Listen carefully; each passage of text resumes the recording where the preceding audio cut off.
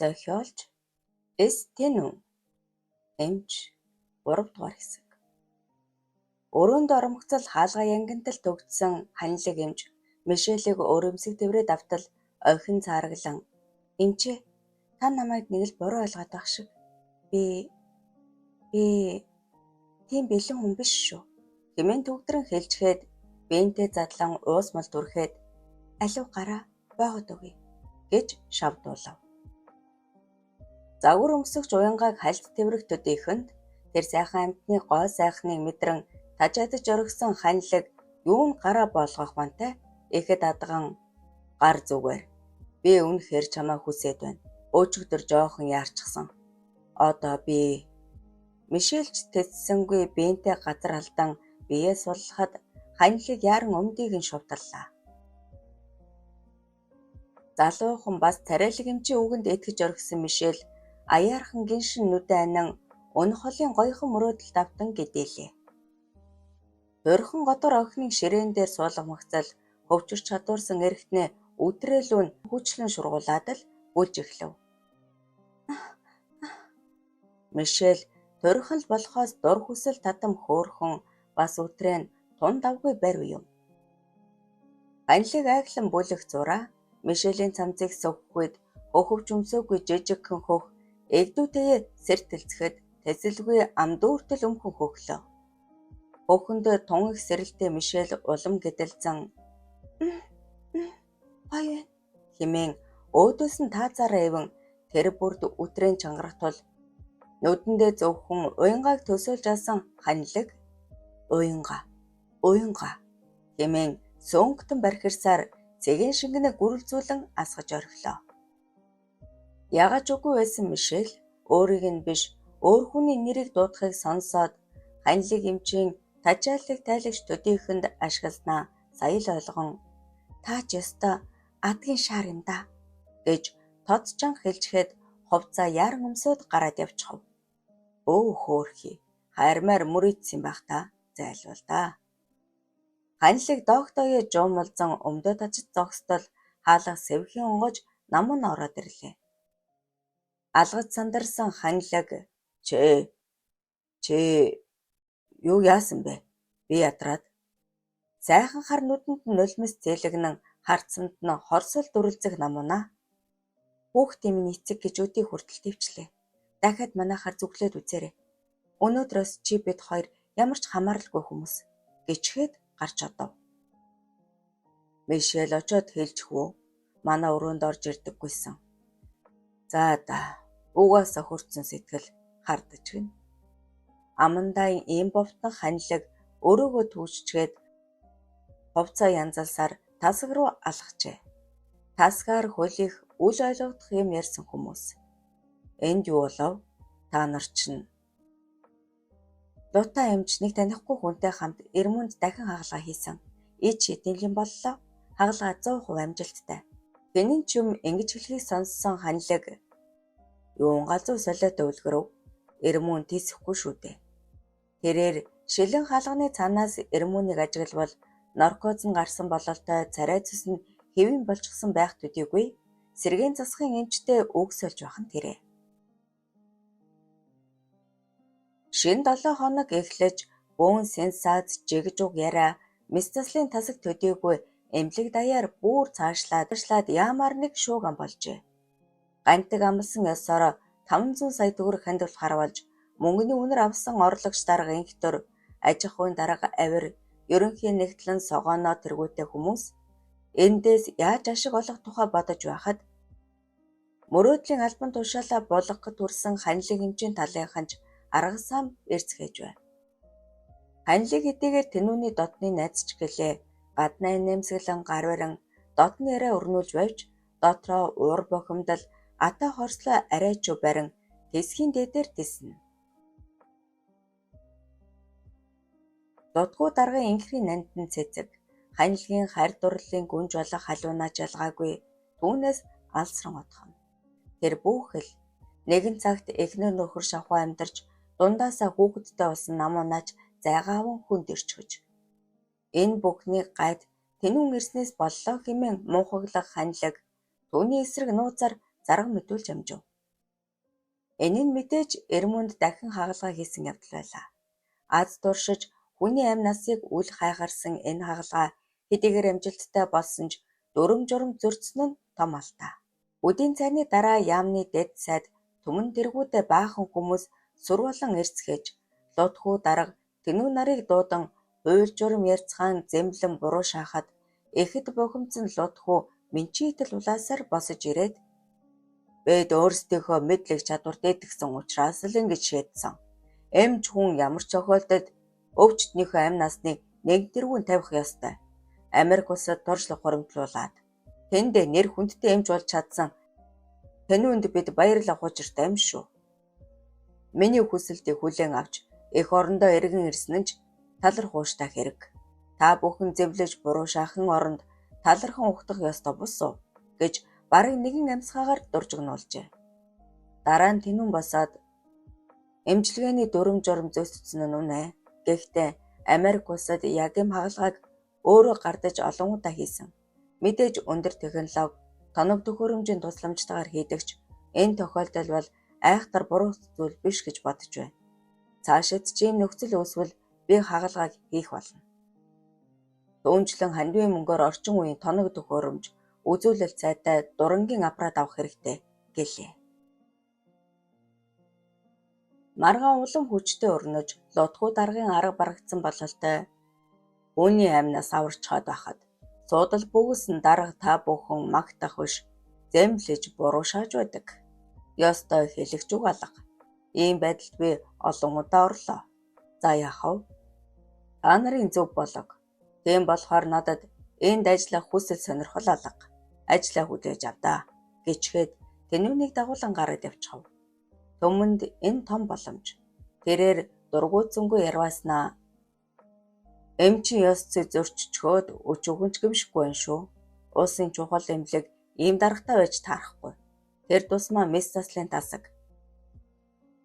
Ядарч зүдэрч өвчин зовлондоо туйлдсан ард иргэд биднээс аврал ирээд. Ойжир дугаар нь ч дээлтгэх байлаа. Гэхдээ дөрөмдөж эцэст нь би сайттай уулзаж энэ талаар мэдэгдэнэ. Маргааш өглөө гэхэд эмнэлгийн дарга мөн мис заслын тасгийн эрхлэгчийн асуудал шийдэгдсэн байх болно гэчгээд гарч одлоо.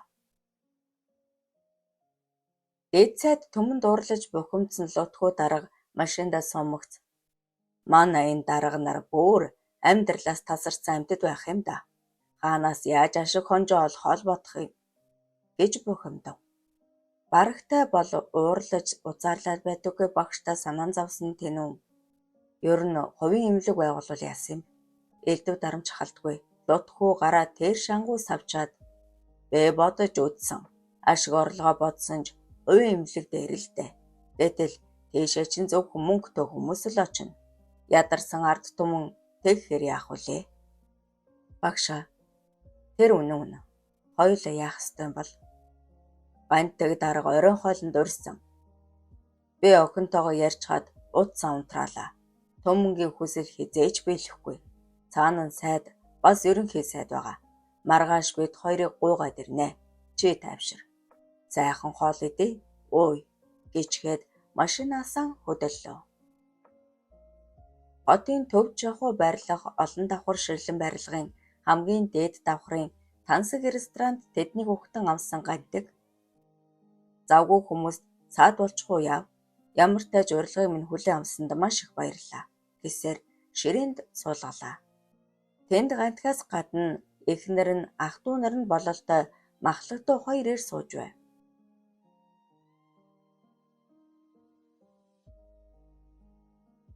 Энгийн юмс хүүрнэн хооллож дараа нь архи задлан хундаглан өрцгөн бүгд л бие барьхаа болон халж эхэлжээ.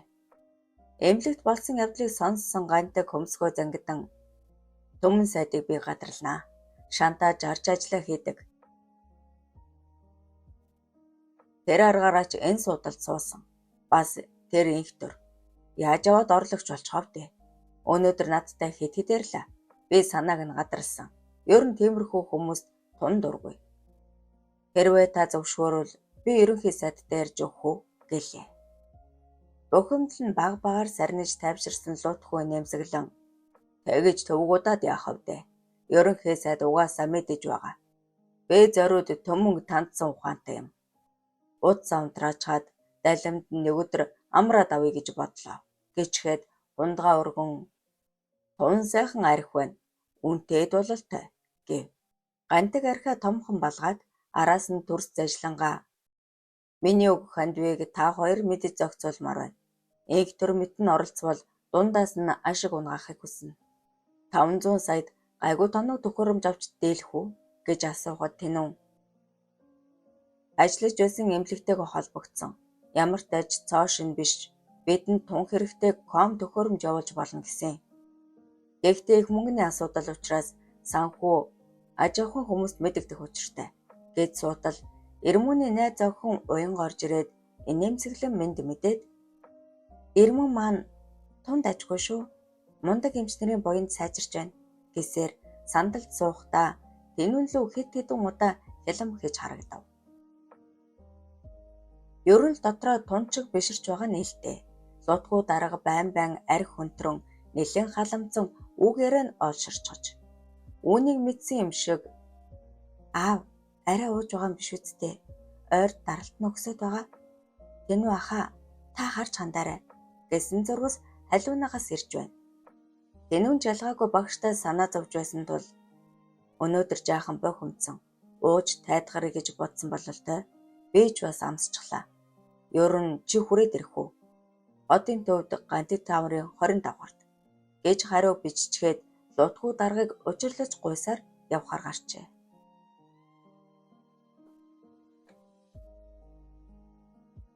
Уянга тэднийг өдөж өгөхөөр цахилгаан шатанд суухдаа Тэнүүн цэмхэн нэг зурвас атгуулчихав. Доош буун хүлээлийн өрөөнд элдвийг хуучилд суухад уянга байс хийгээд л Тэнүүн лөө харц тогтоон нүдээр ямар нэгэн зүйл хилээдж байх шиг санагдав. Ёстой гоё ох юм аа. Загвар өмсөгч гэж эмэл хүмүүс байдаг бах та. Жохон халамцсан Тэнүүний сэрэл хүсэл хөдлөн уянгатай хэд хэдэн удаа харц тулгаран яах учраа олохгүй бодолд суудал халиунаа гунхалсан алгасаар ороод иржээ. Яг энэ үед дэд сайд төмөн бас нэгэн тансаг ресторанд бадрах ханилаг нартаа зоог барин суухагаад нэлээд халамцчихсан бүгд инээд хөөртөө сууж байв. Төмөн хундгаа өргөн та хоёр нэгдэж эвлэрсэн нь сайн хэрэг. Лутгуугийн алдааг бид ашиглан бадрахыг эмнэлгийн даргад ханилагыг тасгийн эрхлэгчээр томилох санал гаргасан. Сайд бараг л дэмжих байх гэхэд бадрах толгой дохид суусан ч угаас хашир хүн тул лутгуу дарга тэм амар бууж өгөх болов да.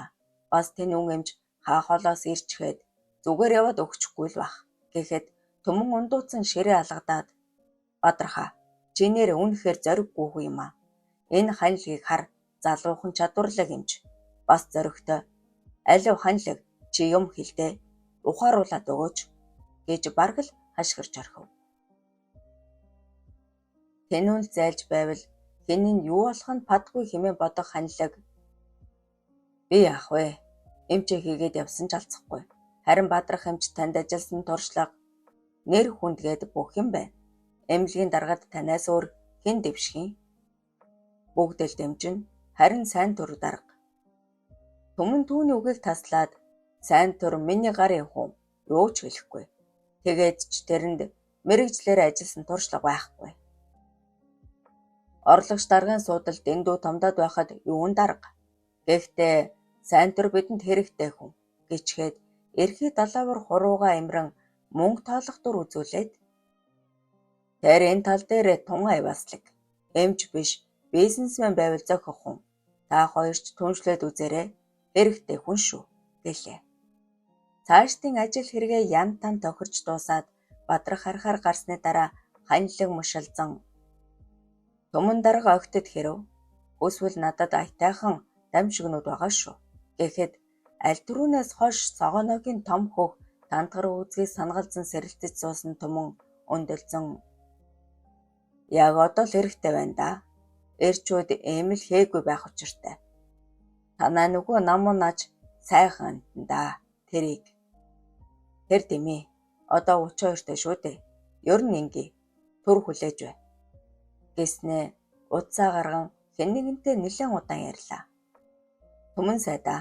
Хөөхөн жимс дуудчихлаа. Аятайхан намгүн буудал бийв. Гэх ханилгийн үгийг гүйцэд сонсолгүй өндөлдсөн Түмэн эрхий гурууга гоцойлгон саашаажээ. Тэднийг Берланч очиж буудалд өрөөндөө ороод удаагүй байтал тунж тэгжин хувцалсан Мишель хүрээд иржээ. Арх уугаад хамаг юм доош орчихсон тачаадад суусан Түмэн дарга сэртэлцэн өндийж хангай согоо шиг хөөрхөн өх юм а. Зарим хүүхнүүд турах гэж үүлээ үзэж байхад төрөлхийн гойл юм а чи. Совлогч гэлв. Эдэн жил ажиллаж байгаав. Ах нь яманд боломжийн ажилд оруулж өгч чадан шүү. Гэхдээ Мишелийг өөртөө татахыг хичээн ам хуурайгүй яриа өдөн шахсаар 3 хундаг арх уулгаж орхив. Уг нь ханилын эмчийг ганцаараа байгаа гэж бодож ирсэн Мишель үл таних бүдүүн эрийг хараад цочирсон ч эд сайд гэдгийг мэдмэгцэл эм хүний торгон мэдрэмжээрээ ирээдүйд нь тун хэрэгтэй хүн гэдгийг шууд л ойлгожээ. Төмөнгөөс дутхааргүй сэрэлдэж тачаадсан ханилаг богино юбг нэмгэн цамцтай Мишелийг хараад л дараа давмар байсан ч мэдээж чадсангүй. Мишелийг сайдын өөрт чургуулчихвал чуухал хүзэр болно гэж сэтгээд бугуун цагаа хялам хийн. Сайдаа би чухал ажилтай. Ингээд явлаа. Чадвал буцаад ирье.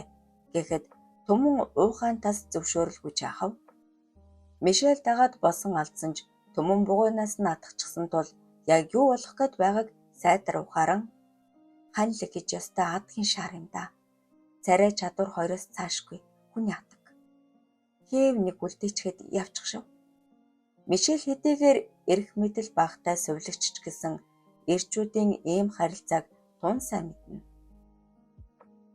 Ханилгийн араас хушуурдаг огтоос хамгийн түрүүнд чахуу сонгогдсондоо бас түүнтэй хайр сэтгэлтэй болж амьдрах мөрөөдөл нь ингээд талаар болчихов. Ойхин тиймч ухаан муутай биш. Ханилыг зориулж ирсэн бяцхан камера Түмэнгээс нүүн байрлуулж амжаад дарга уг нь би эмчийг дуудахаар л ирсэн юм. Айгаад байна гэж номоо охины дүр эсгэв. Үхтлээ сэрэлдсэн Түмэн ирээцээргүй дайран айглан үнсэнгээ тэр эмч чинь чамайг надад бэлгэлсэн. Харин ханилэгт би албан тушаал өгнө. Сайхан нэмээ шүү гэж шүлсээ өсчүүлэн зүтгэсээр. Аха би мэдэхгүй үзээгүй болил та гэж ойлгонох Мишелийг огтхонч тоогоогүй Түмэн богино өвгийг нь сөхөн дотоожиг нь шувдалцгаад лагс хүнд биеэрээ дарангунлаа. Өдүүн гэрэтнийг нь харж амтсан Мишель болил та ээжээ туслаарай хэмээн чарлаж байвч дотор аль хэдийнэ хүсэж сэрэлцчихсэн бүгдэгхэн гиншиж байва. Охиныгоо тэнүүнд талтай байгаа гадарлан дотроо тундуртай байгаа луудхуу ресторанаас хөдлөөд нээх удсангүй. Алив халуунаа. Миний охин хороо ол руу эргэчих. Аав нь лувсан ахад нь очиж шатар нүүж хоно. Ойрд очоогүй юм байна гэв. Халуунаа дотроо дуртай байсан ч аава юу гэсэн үг юм бэ? Дарилт тань хэлбэлзээд байгаа шүү дээ. Эмээ уснаа. Харьяа гэсэн атлаа машина эргүүлэн хороол руу өгсчээ. Луудхуу миний насны хүмүүст даралт баг зэрэг хэлбэлцэх нь хэвэн үзэгдэл. Тэн үнэ чи юм хэлээж манай энэ халуунаа яг ээжигээ дуурайчихсан тун өглөө хүүхэд. Ганц өдөр таваараа байл да эн чинь гэчгээд нүг инэв. Багшаа та нэмж битгий угаарай та. Очоод сайхан амарч ав. Тэнүү ах надтай үлдэх дуртай байна. Бааранд орё гэвэл ууруугаар бодчих байх та. Юу гэх вэ? Алуунаа бүр доглож орхисон элдвээ бодон явсаар аавыгаа буулгачаад цааш хөдөллөө. Халуука, чиний дипломын ажлын сэдв юу вэ? Ойлгохгүй байгаа зүйлээ асуугач. Ах нь мэддгээ хэлээд өгье гэж тэнүүнийг найр тавихад халуунагийн хазар ягааран эмч эмнэлгийн ажилчдын ёс зүй гэх юм уу да? Бас буруу эмчилгээний уршгаар эрүүл мэнд, сэтгэл санаа, эд материалаар хохирч буй иргэдийн асуудлыг ч хүндэнэ. Өөх, тэгвэл чи чинь манийга мөрдөх хүн болох нь штэ. Мундаг. Эмч хүн болгон бурхан шиг байдаггүй бах. Дотор сэтгэл нь бугуулчихсан хүмүүс зөөнгүй. Ёстой зөв асуудал хүнджээ. Ахан тусланаа. Ягаад ч юм тэнүүний сэтгэл нэг л гоё өөдрөг байхагаад Халиунатай хамт байгаад л баймаар санагдана. Би ч дэмий юм бодож байна да. Надаас 10 дүү охин шүү дээ. Намайг ялаа гэж тоохов. Гэхдээ тэр гантхийн бэр болох охин яасан яхтар хараад байсан бэ? 18 нас хүрсэх юм болов уу да. Тэнүүнийг бодол болцохыг анзаарсан халиуна арай ч зориглон аха хоёлаа кино үзэх үү? Кино юу? Сайхан санаа байна. Гэхдээ би арх уухыг илүүд үзнэ. Гантггүй ресторанд хэдэн хундаг татчихсан. Дотроос халаагаад уумаар байдаг. Болж байна. Манай гэрийн хажууханд нэг аятайхан бар бий. Тийш оръё. Баар нь дэмий бах. Бид хоёрыг хүмүүс аав охин гэж бодоод чаалах үз. Гэртээ юм хум авч очоод уусна дээр. Халиуна түсгээд л инээд алдснаа. Аав охин бахта яахав дээ. Харин ч эсрэгээрээ гоё хосууд гэж харна.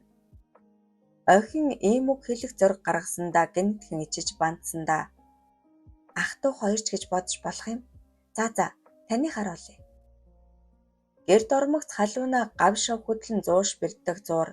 Тэнүүн цүнхээ ухан виски гаргаж ирээд халиука мөсвий юу? Хоёулаа виски ууя. Харин маргаашнаас дипломынхаа ажлыг бэлдэн шүү. Окей гэчгээд ширээн зүүн хундаглаж эхэллээ. Халиуна нэх ууж шалсангүй. Харин тэнүүн сайн уулаа. Аха та найз бүсгүйтэй юу? Америк хөхөд үнэхэр гоё биетэй хөөрхөн байх та. Тэм хүн байхгүй. Гэхдээ нэг бүсгүй байсан. Яг хосмос болж үерхэж байгаагүй. Хамтдаа ажилладаг болохоор хаяа уулздаг байсан. Юу ч гэмээр юм дээ. Нэг тийм хүний физиологийн хэрэгцээг гэх юм ч хаашаа юм. Ер нь бол зүүдэнд ирдэг ээж минь л хориглоод байдаг байсан юм. Ээжигээ гинэтхэн маш ихээр өгүүлсэн тэнүүний томаалаг нүдэнд нулимс мэлмрээ дэрлээ. Халиуна чалгаагүй гинэтхэн мэгшиж хоёул нэгний аргадан арай ч тайтгарав. Ах нэг согтчгож одоо болсон унтлаа. Тэнүүнийг өрөөрөөгөө гуйн орохыг харж зогссон халиуна орыг нь засаж өгмөр санагдсан ч зориг нь хүрсэнгүй. Хэдхэн балга виски дотроос нь халаан тата мэдрэмжинд давтсан халиуна бүр сэрэлтэж орхив. Хайртай хүн хэдхэн алхмын цаанд байгаа шүү дээ. Тэрээр нүцгэн биен дээрээ ундлахын нэмгэн даашин зомсоод үлмий дээрээ гიშгсээр тэнүүний өрөө рүү орчхов. Зүрх нь амаараа гарчих шахан түжгэнтэл зоглож айдас хөрөвж тэрээр орон нэмэгдэн суулаа. Цонхоор тусах сарны гэрэлд тэнүүний нүцгэн бие тод харагдах хагаад халиуна баг багаар ойрцоор.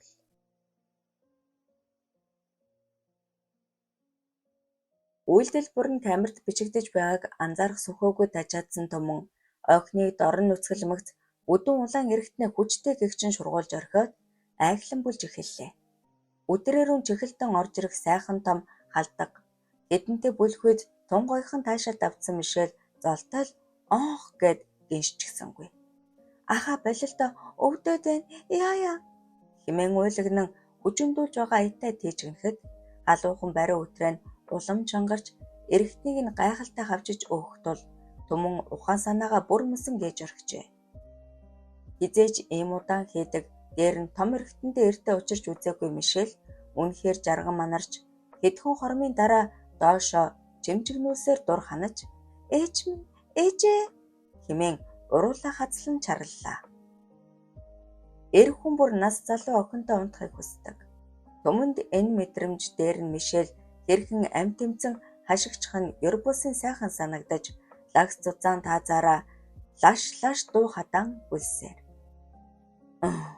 Хэмээн хэржигнэн сөөнгөцөөр дур ханах үед гөрөлзүүлэн шахах үрэн шингэн хүртэл умайд нь хэрхэн цацарч буйн мэдрэгдэж мишэл секс гэчийг баахан хантал амталж чаджээ. Гэвч охин энэ байдлаа мэдэгдсэнгүй.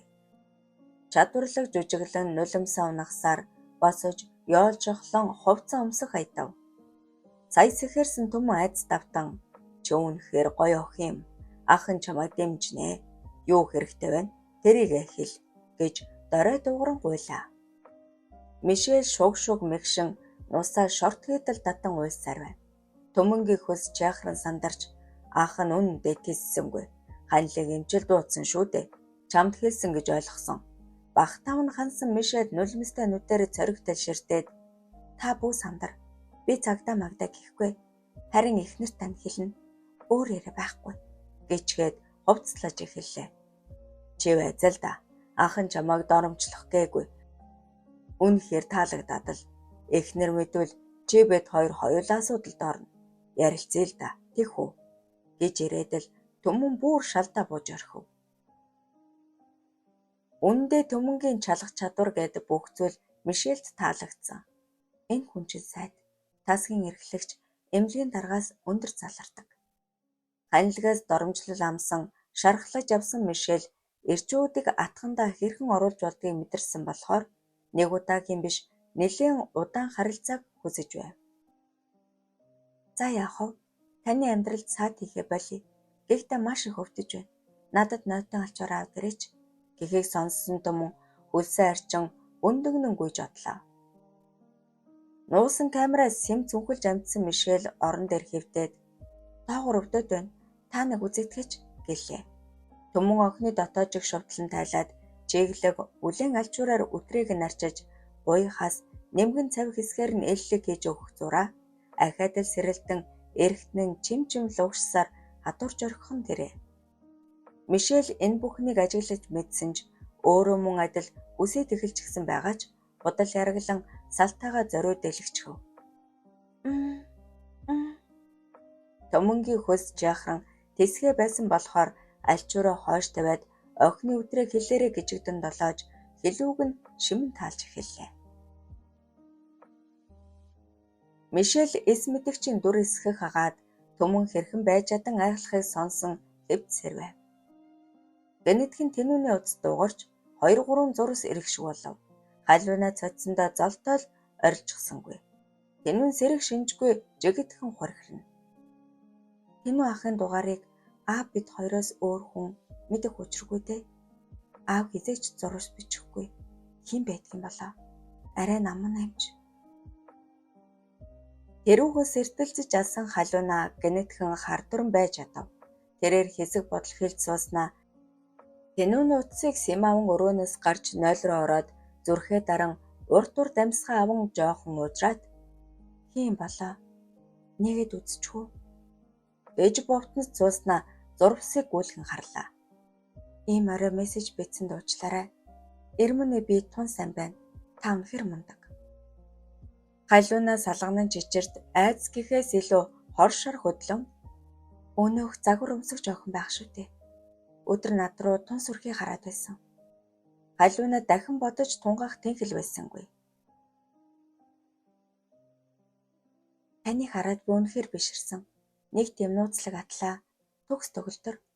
Өдөр таныг тоссон бүсгүйхий юм бэ. Тантай ямар холбоотой юм? Лутгүй эмчийн охин гэж сонслоо. Үнэхээр үзэсгэлэн төгс эмэгтэй байна лээ. Та хоёр гой хосууд болох байх. Гэхдээ надад нэг хүсэлт байна. Боломж олдвол хоёулах найныг уулзаж ярилцах уу? Ганцхан цаг байсан ч болно. Та бодож үзээд хариу өгөөрэй. Халиунагийн сэтгэл Түмэн янзын юмс эмх замбрааг эргэлдэн анх удаа эр хүнийг хардан харамлах сэтгэл төрөн бачуур.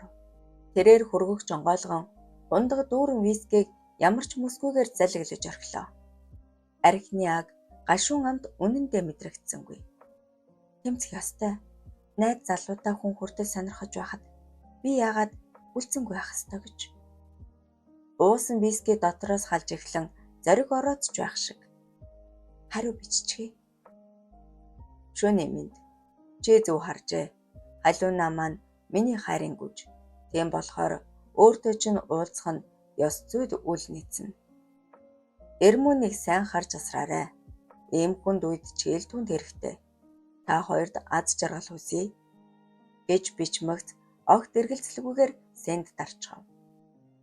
Хийсэн үйлдэлтэй гинэтхэн цочирдсан халуунаа дахин нэг хундаг виски уучгаад тэнүүний өрөө рүү орон зурвсыг нь устгамагц утсыг нь өмдний халаасанд нь шургуулж орхилоо. Толгой нэргэн манарах агаад архины аг ходоодноос халуун оргуулан тэнүүний хэрхэн амьсгалах нь намгүй мөрөнд тодхон сонсдож хийж буйлдлээ анзаарах сөхөөгүй болсон халуунаа багаар ойрцоор орон дээр хэвтчихв. Үгээр илэрхийлэх аргагүй аз жаргал мэдрэгдэн зүрх сэтгэлд нь хайр бэлхана. Түрхэн зур дэргэд нь хэвтээ. Алиуна хүнжил шурган ороод Тэнүүний ханхар цээж нь жигжигнэн догдолсоор наалтлаа. Толгой нэргэн манарах тул нүдээ тасанан нэм итгэхэд л нам удаж орхижээ. Оюутан ахуй цагаасаа л Тэнүүн ханилэг гих гоц залуустаа дотн найзалж ирсэн намуна эцэст нь буруу сонголт хийснээ ухааран өнгөрсөндөө харамсан гашуудаж суув. Буруу сонголт ч гэжтэй уг нь Тэнүүндэл дурлаж чин сэтгэлээсээ харилсан. Гэвч Тэнүүн түүнийг тоогоогүй. Анзаараачгүй. Жирийн найз нөхдийн харилцаанд зайгаа барьж явсаар сүүлдээ Америк яваад сураг алдарчээ. Харин ханилэг түүнд ухаангүй хайртай мэд сүүдэр шиг дагаж явсаар дотносон өвөр түрээндээ орсон төдийгүй хүүхдтэй ч болчихов. Гэвч энэ ад жаргал удаан үргэлжилсэнгүй. Өнөөх бал бурам шиг нэлүүн зантай ханилгийн зан ааш багаар эвдрэн тэр тусмаа шалиг байдал нь хэрэгс хэтэрч охид хүүгнүүдтэй эл талд явуулддаг боллоо. Хүний тэсвэр гэдэг хязгааргүй биш. Албан ёсоор нийлээгүй болохоор салахад асуудал гарсангүй. Гэхдээ ханилгийг хаа нэг хүрээд ирэхэд намуна хөөгөөд явуулж эс чадна. Хүүгийнх нь төрсөн эцэг шүү дээ. Засарчих байх, ухаарах байхаа гэж хандаж авсан ч өнөөдөр юу болов? Ингээд гүцээ цөхрлөө. Гэхдээ цаашид яах вүлээ? Намунагийн хувьд Иремийн харилцаа секс энтер нэг дуртай биш. Нэг ёсондоо тийм харилцаанаас илүүтэй халуун дулаан хайр үнэн сэтгэлийг илүүд үздэг. Нэг мэдгэтэл 32 нас хүрчихсэн хүүхэдтэй ганц бие эмэгтэй болчихсноо ухаарах үстэл бие физиологийн асуудал зайлшгүй байх ёстойг мэдэрч ханилгийг хүрээд ирээсэ гэж боддог болсон ч эргэж гуйж бас чаддаггүй гэжээ. Хамт ажилтдаг хүүхнүүдийн сим яриан дундаас секс тоглоомын тухай сонсоод интернетээр хийсэн сонирхсоор хэмэл эрхтэн зориглон авчээ. Гэхдээ ичээд нэг хэсэг ойртсонгүй. Нэг удаа хэрэглэж үзэхэд том боломжийн санагдсан төдийгүй бүх биеийн дагжин чичирч доошоогоо дусган дур ханахын сайхныг мэдэрч чадаад хаяахан хэрэгэлдэг болоод байгаа. Гэтэл анхны хайрын эзэн Тэнүүн гэнэтхэн хүрээд ирчихлээ. Мартагдаж асан хайрын сэргэж нэг удаа алдсан одоо алдахгүй гэж бодовч Тэнүүн яг л өмнөх шигээ тодорхой зандал харьцна. Намайг огтхон ч сонирхдаггүй юм байна. Аргач үгүй зү. Анагаахын сургуулийн согоо байхад тоогоогүй хүн хүүхэдтэй авахыг яаж тоогоолээ дээ? Гингэнтэл санаа алдан хоёрчлаад шар арга ууж орхисон намунагийн сэрэл хүсэл гэнэтхэн хүчтэй хөдлөн доошоогоо чимжигнэн нойтойр оргид ирэв. Үүгийнхээ өрөөгөөр сэм шагаавал нам унтсан бололтой чимээ алга. Хэмэл эрхтнээ гаргаж ирээд намбайхан тослон гэлзчгээд өөрөө нүцгэлэн орон дээр гарлаа. Тэрээр нэгийг санав бололтой ухсхийн босоод зургийн цомгоо сөхөн эргүүлж тэр жил төгсөлтийн баяраар хөвсгөл нуурын эрэг дээр Тэнүүнтэй авахсан 6 гарган үзмэгц эрэхгүй гиншин дур хүсэл нь улам мөрөглөн асчав. Тэнүүн минь гоцгор туранхай залуу байсан. Одоо бүр булчинлаг болоод улам сайхан болцсон байна лээ. Намуна орон дээрээ хэвдчгээд босоолтой тулган үтрээгээ харан өнөөх эргэтнээ зөөлхөн шургууллаа. Гартаа Тэнүүний зургийг атгсан хэвээр толин тусах өөрийнхөө үтрээ хэмэл эргэтэн лүү харан урдаа багаар нэмэн бүлж эхлэв. Гайхалтай гоё мэдрэмж биеийг нь өвж бүрхэн өөрийн ирэхгүй. Тэнүүнээ надад ирээч, ирэлтээ хэмээн шивнэв. Төдөдөлгүй амьсгаан дээрдэн гарынхаа хөдөлгөөнийг улам хурдлуулан бүлсээр салгамын чичирсээр дур ханан шуугтансаар орон дээрээ сулцгийн унсан намуунагийн нүдэнд доглон нулимс гэлцгийж байв. Шөнө дунд гэртээ хараад эхнэртэйгээ бараг цаг хэртээ хэрэлдэж муудалцсан түмэн арай ч хэдэн цаг унтчихад өглөө эртлэн яаман дээр ирэв. Гэтэл сайд байсангүй. Орон нутаг руу явсан бололтой утас нь холбогдохгүй л байв. Өөрөө мэдээж чиж хөл яадаг юм болоо. Хожим хил амгарах үедээ. Лууд хүү бол асар их нэр хүндтэй хүн. Уг нь сайдаас зөвшөөрөл авчихсан бол амар байлаа. Өчигдөрхөн Бадрах Ханилх хоёрын дэргэд арслан бар шиг аашилж алсан Түмэнгийн зүрх тулаан гайтай болон айц төрөөд болдоггүй. Нарийн бичгээ дуудан хундаг виски хийлгэж уучхаад элцсийн дарга нарыг дууд төвөн имлэг явнаа ушуул гэж зандарлаа. Замдаа вискинээсээ хэд хэд татан улам зориг орсон Түмэн ханхалзан ганц имлэгийн даргаыг холь цолих эрх мэдэлгүй бол дэд сайд байхын хэрэг юу? Гэхдээ ард иргэдийн маань эрх ашиг нэг чухал шүү дээ. Гэснээ ардаас уусан хэлцийн даргалуу хялмхийн тийм байж та хоёр ямар бодолтой байна гэж тулган асуув. Өнөө хоёрч юм дуурсангүй. Дэмжиж буйгаа илэрхийлэн толгой дохиж байна. Түмэнг эмнэлэг рүү сүр бадруулан ороход Бадрах Ханилх хоёрч дэгжин хослол өмсчихсэн инээд алдсаар угтлаа. Алло, ёсорхот хэрэггүй. Удирдлага болон ажилчтай хурдхан цуглуулчих. Цаанчин өвчтөе зовлонтой хүмүүс өчнөө байна. Тэдэнд та нар хэрэгтэй хэмээн цэцэргсээр том алхлан хурлын зал руу орлоо. Өрчин Түмэн даргад эдлүүлж гойхон даашаал авч аятайхан санал сонссон совилогч Мишель тэр тэндээс нууцхан харах хагаад эрх мэдэлтэй хүн сайхан юм аа. Асуудлыг дорн шийдэж байна шүү. Намайг ахлах совилогч болгох бол хурууга инждэх төдийдл юм байна гэж бовтнон эрэхгүй бишэрч зогсно. Энэ бол улсын эмнэлэг. Хэн нэгний дураараа дүрэгдэх газар биш. Та бид ард түмний татварын мөнгөөр цалинждаг. Эргээд тэднийг бид эмчилж эрүүлжүүлэх үүрэгтэй. Эмчийн тангараг гэж нэг юм биш шүү дээ. Бас ёс зүйн дүрм журм гэж байгаа. Гэтэл юу болов? Уусан архиндаа менчидэл улааж зориг орсон Түмэн дарга эндэр дээрээс ёстой гал цогтой үг хэлж байснаа аяг ус залглан дүр саатаад эмнэлгийн даргаар Бадрах эмчийг мөн Мистаслын дасгийн эрхлэгч эмчээр Ханилхийг дэвшүүлэхэр болсон. Сайдын шийдвэр тушаалж орсон. Та нөхөд шин дарга нараа дэмжиж ажиллаарай гэчгээд танхим цугулсан хүмүүсээс цөөнхэд нь алга ташиж ихэнх нь бүүлэн дургуйцлаа илэрхийлж нэг нэгээр уван зүүн гарч харагдана. Түмэнгийн утас гэнэтхэн дуугарч харвал ерөнхий зайд залгаж байх нь тэрэ. Нэг л муу совин татаж залгалаж эхэлсэн тэрээр утсаа авбал. За Түмэн сайд хаана юу игээд манаргаад явна да? Улсын чухал эмнэлгийн даргаыг холцоолох эрх танд хэн өгч хв? Ганцаараа шийдэх асуудал биш. Одоо над асуудлаа зогсоо гэх ерөнхий сайдын тун хэлэнтэй хоолой сонсдож аргаа барсан Түмэн. За да. Юу л да. Ёс зүйн ноцтой зөрчил. Үний ам аврах ёс зүйн зөрчлөө. Би цагийн дараа очноо. Лодгүй даргаыг бас Америкээс ирсэн тэнүү эмчиг дуудаад та өөрөө хамт хүлээж бай. Удас тасран тагчиг болчихов. Зүр сүлд нь унаж шалдаа бууж орхисон Түмэн ус залгилснаа. Ерөнхий сайдын сонорт хүрчгэж толгоогоо тасдуулах шахлаа. Лут хууч ёстой. Лут ирэм да.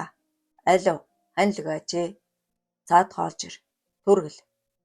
Бас нөгөө юу Америк эмч хэн бэлээ дээ? Хамтд нь олоод ир. Гүйцээ гэчгээд сандал дээрээ лаг хідэл суужээ. Анх удаа шахам элдв зүүдэлгүй нам унтад сайхан амарсан тэнүү сэрэмэгцээл цочин уулга алдах дөхөв. Дэрэгд нь халуунаа унтах хагаад унтлагын нимгэн хувцсны цаанаас нүцгэн бие нь тэр чигээрээ гэрэлтэж харагдана. Би юу хийчихв? Арх ууд сууснаа уйлж байснаа л бүр түрхэн санах тэнүү дотоожоо тэмтэрч үзснээ жоохон тайвшраад ашгүй элдв юм болоогүй бололтой. Би яаж тэнэгцэж байгаа нь вэ? Багшид мэдвэл алуулна да. Тэнүүн сандран өглөх зураа яах учраа олохгүй хэсэг тэнгэлзэж төдөлгүй сэхэ орон халуунайг сэвхийтэл өргөн өрөөнд нь оруулаад хэвдүүлчихв. Ёох, дагчил хэдрүүлж уухгүй юм шүү. Хүйтэн ус залгиж дотроо жоохон голгоод шүршүрт орлоо. Уснаас гарч ирэхэд халуунаа босчихсон цай бэлдэж зогсно. Өглөөний минь тэнүү ахаа та гайгүй юу? Ашгүй халуунаач бас тасарсан бололтой. Бурхны аврал. Тун сайхан амарлаа. Харин чи халуунаагийн нэмгэн цамцны цаанаас бүхний товчон тавиан богинохон хормой доороос чилгэр гуйн цухалзан задгаа тавьсан гэл хархан ус цэвэрхэн цагаан царай шулуухан хамар жимийсэн улаан уруул торомгор харнууд гээд үлгэрийн гүнж гэмээр үзэгсэлэнтэй харагдана. Цайцуу бэлдэн хөдлөх хооронд хөөхөнд бомболзон өгцгөн тонтогно хаач. Нэг мэдхэд тагвал өрчгснөө анзаарсан тэнүү би чинь гаж донтон болоо юу да. Дүүгээ шүлэнгтэж хараад гэж бодон харцаа буруулахыг хичээд суув. Энэ бүхнийг анзаарч зүрхэн дэлсэн оволцох халууна халууцж хөлөрсөн амтан арайчуу цай бэлдээд аха цай уу миний дотор харцаагаад хэрэг алгаа хичгээд угаалгын өрөө рүү алхтал хаалганы хонх жингэнлээ. Халууна үл мэдэг ярваасаар хаалгаа нээтэл ханилыг имж мишэлцэн зогсож бахан тэр. Халууна үнж хүмэн сайн уу гэсээр өөр юмсэг орж ирсэн ханилаг дудгүй даргыг дуудаад байна. Тун яралтай. Утас нь холбогддгүй. Ингээд тэнүү хаан барилж байгаа вэ? Бас дуудагдсан. Гэсээр дотгош орох зураа халуунаг нэвчвд ажаад авлаа. Өглөө нэмэнд ханилаг хэмбэ гэсэн янзтай зодсон үндээснөө тэнүүнийг олж хармагц хөшөж орхив. Чээ чинь яж хав? Модон өмд өмссөн этэй алуунашаа суул да. Эвгүй байдлаас гарах санаатай хэмэл инээмсэглэл тодруулсаар сандал дээр суусан ханилаг арайчуу амнэн дарга та хоёрыг эмнэлэг дээр яралтай дуудаад байна. Түмэн сайд бантан гутгаж хажгаад намайг хавчуулаад сүйд. Алив хувцал гэснээ тэнүүнлөө их л сүрхий хараад нүдэрмэн найз минь энд байрлаад байгаа юм да. Арай юу даргын өөр хаан байх үлээ дээ. Өөрийн гэсэн байр сууцтай болтлоо энд байхаас чээ чин дөлөө зүгтаад байсан биз дээ. Ханилаг хуурмаг инээмсэглэл тодруулан за болил доо ажил толгойд өгснөөс их байна. Одоо чи ирж гар амархна гिचгээд цайглах халуунагийн ингэрлүү хяламхийн өг хүчгүй байна. Энэ хоёр бүр им дээрээ тулж хаяв. Лутгүй хөгшин охой тэнүүнийг эрхлэгч болгоод бас хүргэнэ болгох даварсан агуулж дээ. Гэтэл би хичнээн жил нүрийг нь тахаллаа да. Цаагаагүй дээ. Химэн шүд зууч сув. Тэнүү үндийн сүнэснаа би очихгүй. Ганц өдөр амрээ. Чи багшиг замаар аваад явчих. Халуука багшийн буусан айлын хаягийг энэ ханилэгт өгдөө гэв. Ханилэг сандран чи заавал очих ёстой. Бүр ерөнхийсээ дуудсан. Алив хувцлаач дээ гэж шавд болов. Тэнүүн зөрүүдлэн багш мэдээд шийдчих бах. Би явахгүй гэснээ халуунад хандан алуука эртээ дэг шиг бууц хийгээд өгөөч. Ах нь бүр өсчихлөө гэж өөрөмсөв. Баярлаж догдолсон халууна улаа бодрон инээмсэглэн ханилагт хаяг битсэн цаас өгөөд энэ айлт байгаа лувсан гэдэг замаар авчих гэснээ. Тэнүү аха та мах татад өгөөч. Би гурил зуръя гэчгээд галтгоо руу алхахад богино нэмгэн цамцны цаанаас тонтойх альман өгзөг хөдлөх тоолонд хэрхэн бондгонохыг хальтхан ажин шүлсээ гүдгийтэл залхих ханилаг урмуутайхан босжээ. 3 дугаар хэсэг төгсөв.